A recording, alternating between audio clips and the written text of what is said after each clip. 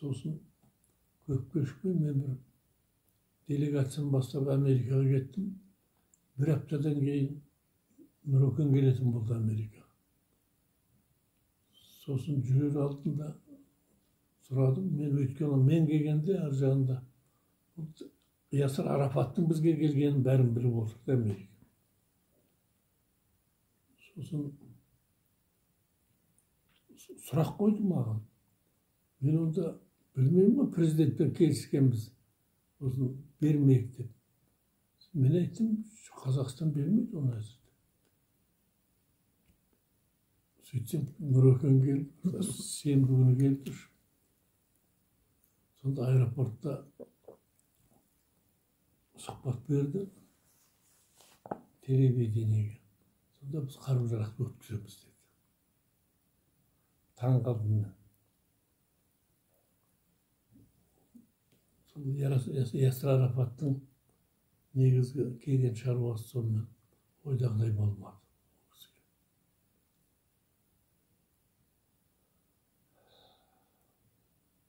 Arafat biz endi Kudayga şükür birlikte jürgende talay elmen talay elde bolduk. Talay azamatlarмен kezdestik. El baskargan azamatlarмен kezdestik.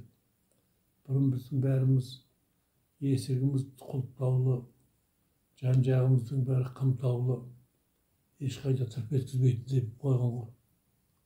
Men onun aldymda esimde bir Taldybarganda jürgenimde Çet Suudaytyn ansambl kurup, sol ansambl kәдімгідей Совет Одағына белгілі болып, бізге сол Совет Одағының бір Ресейден 2 қала облыстан biz Қазақстаннан біз сонымен бір делегация түзеп, біз сол неге жіберді. Жастарды сапарға. Мен өзім басқарып баратын болдым. Нені жаңағы комсомолдар жағынан мақсылеу бар. Менің қасымда жүрді ақсылеу. Ол жайында ел біледі деп ойлаймын. Мен оны жазғаным. Ол туралы. Сөйтіп, сөздің қысқасы Yasir Arafat'ın oyundағыдай болмады. Мен соның қасында жүрдім ол кісінің. Ол кісі кеткенше енді. Ол қашан кетесіз деп сұрауға болмайды.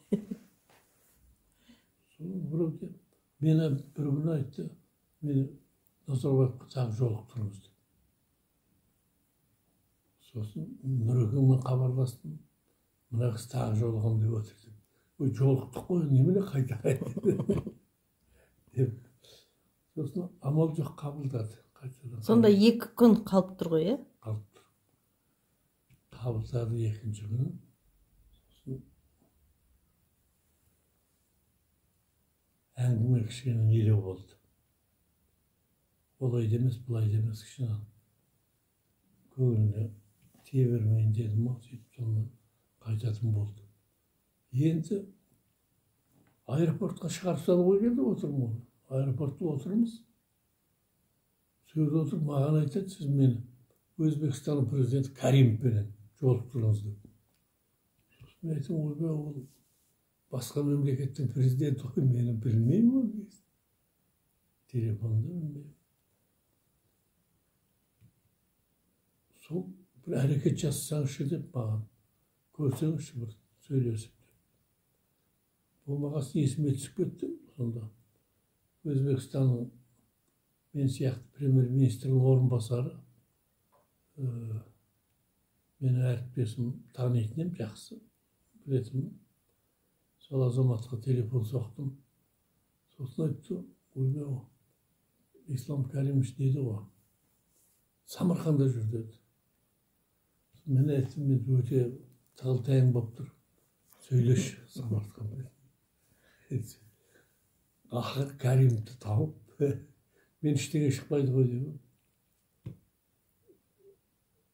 Сөйлесіп шешті мәселені, қабылдайтын болды. Самарқанда қабылдайтын болды, Ташкентте емес. Сосын мен енді шынымды айтсам пендеміз ғой. құтылғым келді деп кетсе керек аман есен деп. Ол кісіні үйге қалай алып келдің? Үйге қалай алып келдің? Үйге үйден дәм бердім. Ол қалай шешілді? Қалай алып келдің? Келді. Бірақ ағараныз түгел бәрі бірге келді. Бірге жүреді екен. Мен айттым, біздің қазақ көзі қонақ жай халық.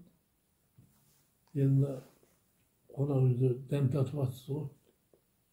Bir dәмді үйден жеңіз деп. Мамаң жанталасып дайындап. Көк базардан. Иә. Көк базардан жаяу тасып, мен қолым тимейді.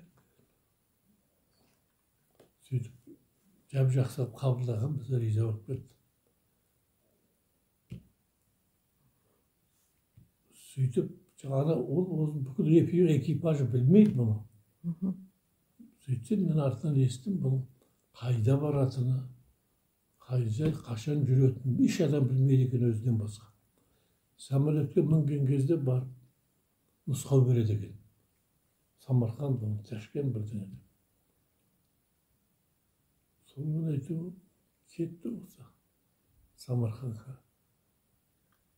Бірақ қарағаным да байқағаным аңқылдаған ақ көңіл адам екен өзі. Аузы дорбадай. Самолеттен түскенде тура өзінің сағынып жүрген, баяғыдан көрмеген бауырын көргенде соған жолыққандай алды да шөпілдеп түсе бастады. Олай да сөйтіп, бұлай да сөйтіп. Көз тығыншықтай өзінің әжептәуір күш қуаты бар адам екен. Соны байқадым. Енді талай адамдармен жолықтыққа Құдайға шүкір тәуелсіздіктің арқасында.